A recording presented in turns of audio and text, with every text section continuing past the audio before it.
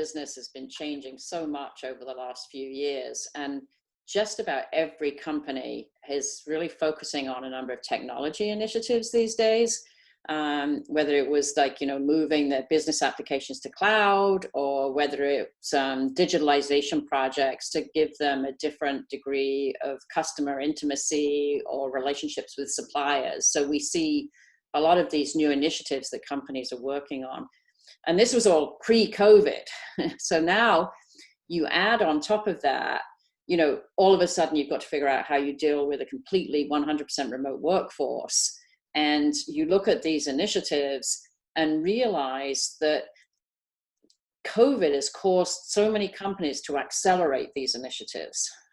Companies that had been on a journey to move towards more cloud-based applications found that moving everybody to a remote environment, it was substantially easier than those that were all completely internal-based applications.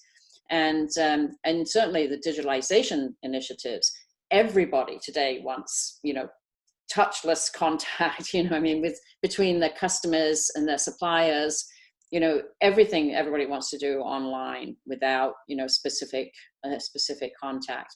And so these digitalization initiatives have been accelerated through COVID. But then when you underlying all of this is a need to do all of this with very high levels of security, because especially with everybody working remotely and everybody accessing systems remotely, cybersecurity just becomes such an important issue, I think, for just about every company. So now when companies are looking at the composition of the board, what they see is that, well, obviously you still need your financial experts and you still want your business P&L leaders to kind of, help the company kind of think strategically through.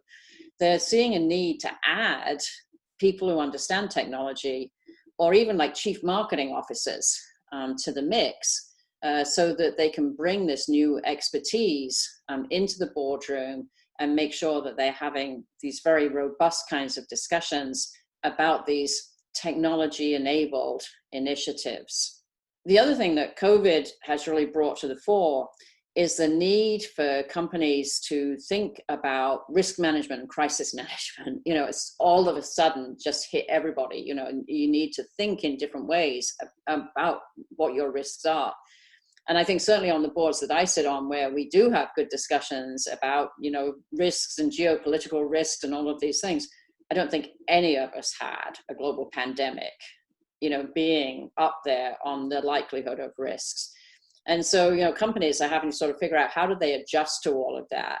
And I think, again, this is one of the things that makes companies, when they're looking at the board makeup, have them thinking more about what kinds of expertise do they want on the board.